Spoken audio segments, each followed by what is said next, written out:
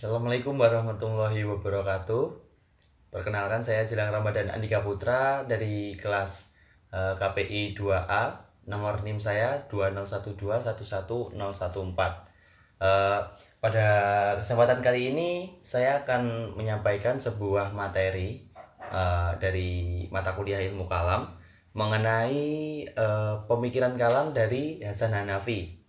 Nah, eh, sebelumnya untuk yang pertama saya akan membahas mengenai biografi dari Hasan Hanafi ini. Jadi Hasan Hanafi ini merupakan seorang filsuf hukum Islam yang lahir dari keluarga musisi. Beliau itu lahir pada tanggal 13 Februari 1935 di kota Kairo, Mesir. Nah, eh, pendidikan pendidikan dari Hasan Hanafi ini diawali dengan pendidikan tingkat dasar yang tamat pada tahun 1948. Kemudian ia melanjutkan studinya di Madrasah Sanawiyah Khalil Agho yang berada di Kairo, yang selesai dalam masa 4 tahun. Nah, pada masa di Sanawiyah ini, Hasan Hanafi ini aktif untuk mengikuti diskusi kelompok yang bernama kelompok Ikhwanul Muslimin, sehingga ia mengetahui pemikiran-pemikiran dan aktivitas-aktivitas sosial yang dilakukan oleh kelompok-kelompok ini.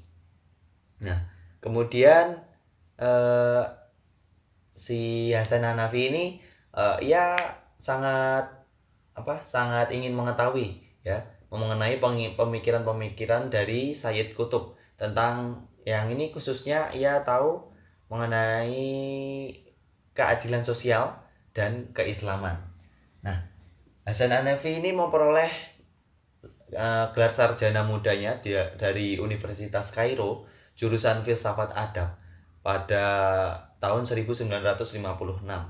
Kemudian ia berkesempatan untuk belajar di Universitas Sorbonne di Perancis dengan konsentrasi kajian pemikiran Barat modern dan pramodern.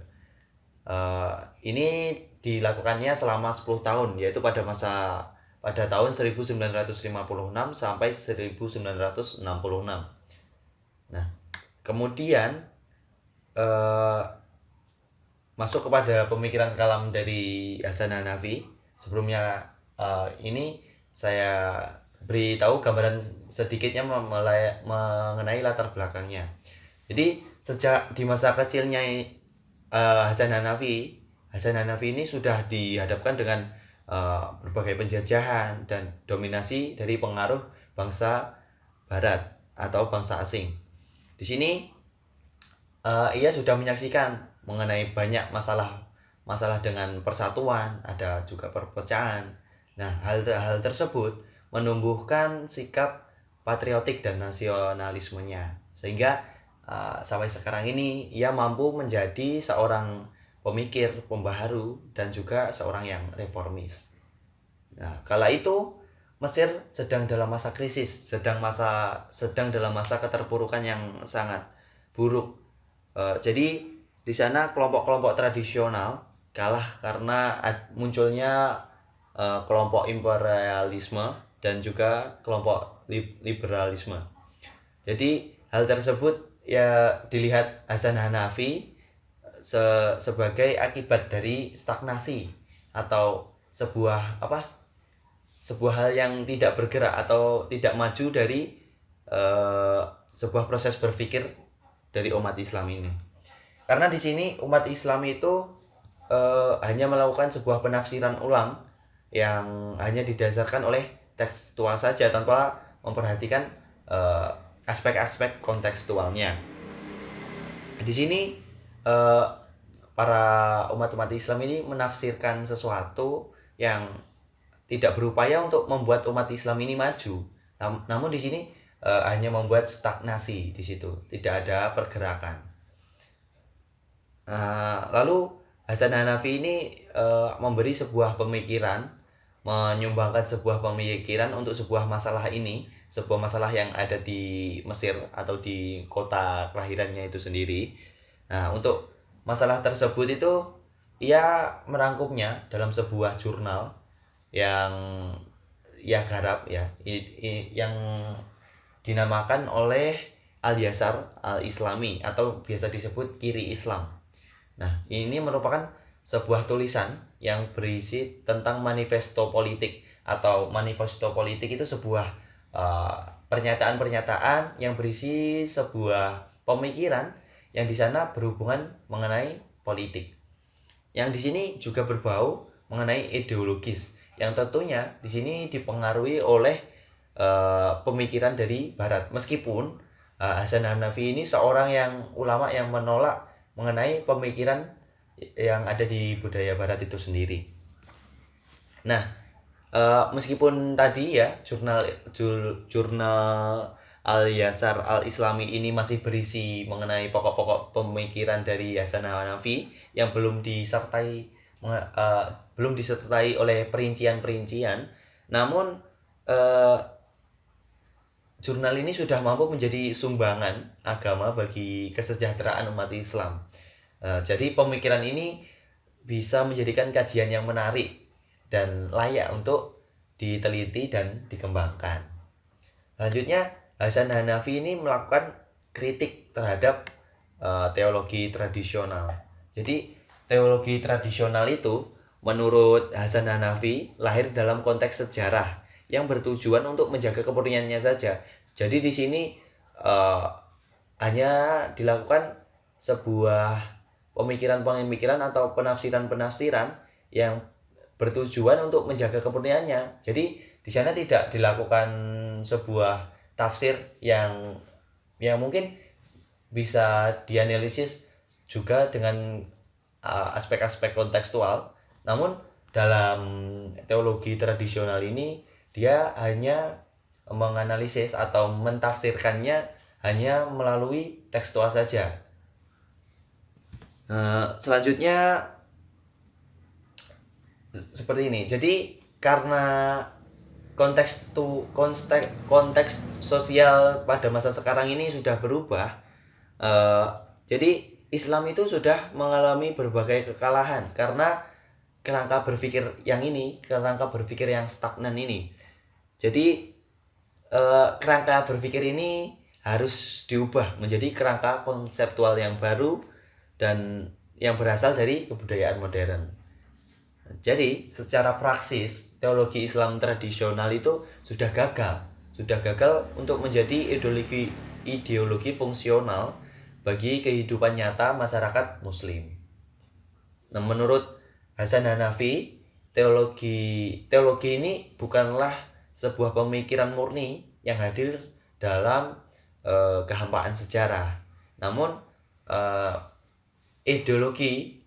teologi itu merefleksikan konflik-konflik sosial politik.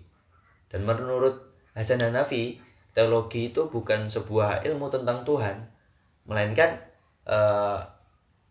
ilmu tentang analisis percakapan.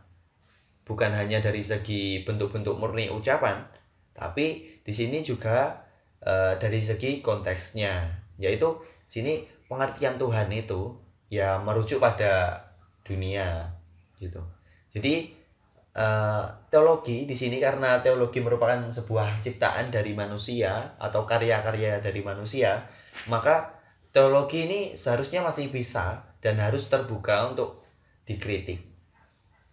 Nah, Hasan Hanafi ingin teologi Islam ini atau teologi Islam tradisional ini tetap terbuka untuk diadakan verifikasi dan falsifikasi baik secara historis maupun secara aidis. Jadi secara historis sudah sangat jelas bahwa teologi ini telah menyingkap adanya benturan antara kepentingan dan saraf dengan konflik sosial politik. Nah, selanjutnya karena hal tersebut, karena adanya kelemahan-kelemahan yang terdapat dalam teologi Islam tradisional ini, Hasan Hanafi memberikan memberikan sebuah saran rekonstruksi teologi serta ingin membangun epistemologi yang baru, yang sahih dan lebih signifikan. Jadi tujuan dari rekonstruksi teologi ini agar teologi itu tidak sekedar dogma-dogma keagamaan yang hanya kosong, tetapi di sini bisa menjelma sebagai sebuah ilmu tentang perjuangan sosial yang menjadikan keilmuan tradisional berfungsi secara aktual sebagai landasan etik dan motivasi untuk manusia. Nah, selanjutnya, kepentingan rekonstruksi itu pertama-tama untuk mentransformasikan teologi menuju antropologi. Jadi menjadikan sebuah teologi itu sebagai wacana tentang kemanusiaan, baik secara eksistensial, kognitif, maupun juga kesejahteraannya. Oleh karena itu, untuk mewujudkan sebuah rekonstruksi teologi Islam tersebut, maka Hasan Hanafi di sini menuangkan pemikiran-pemikirannya yang didasari oleh permasalahan masyarakat Islam masa kini. Jadi ini didasari oleh permasalahan yang ada di masa sekarang ini. Jadi di sini Hasan Hanafi memberikan pemikiran melalui kiri Islam atau yang disebut Al-Yasar Al-Islami. Ada juga oksidentalisme, ada revolusi tauhid, revitalisasi hasanah, intelektual klasik, ada hermeneutika, dan teosentris menuju antroposentrisme. Nah, di sini yang dimaksud dengan kiri Islam bukan merupakan sebuah Islam yang membangkang dari ajaran-ajaran Islam ini sendiri. Bukan seperti itu yang dimaksud kiri Islam ini. Namun di sini kiri Islam yang dimaksud oleh Hasan Hanafi merupakan sebuah istilah yang digunakan untuk mereka yang berani untuk mendobrak sebuah paradigma keislaman yang sangat tradisional tersebut. Nah, sehingga di sini bisa memunculkan paradigma baru yang kemudian bisa membuat teologi ini menjadi modern dan membuat umat Islam ini bisa maju untuk lebih baik lagi. Nah, seperti itu. Jadi pemikiran kalam yang disampaikan oleh Hasan Hanafi itu sebagai berikut, dan tadi dirangkum pada jurnalnya yang dinamakan kiri Islam atau Al-Yasar Al-Islami. Jadi itu saja yang bisa saya sampaikan mengenai materi ini, mengenai pemikiran kalam Hasan Hanafi. Ada kurang lebihnya saya mohon maaf. Untuk saran dan kritik bisa disampaikan. Dan wassalamualaikum warahmatullahi wabarakatuh. Terima kasih.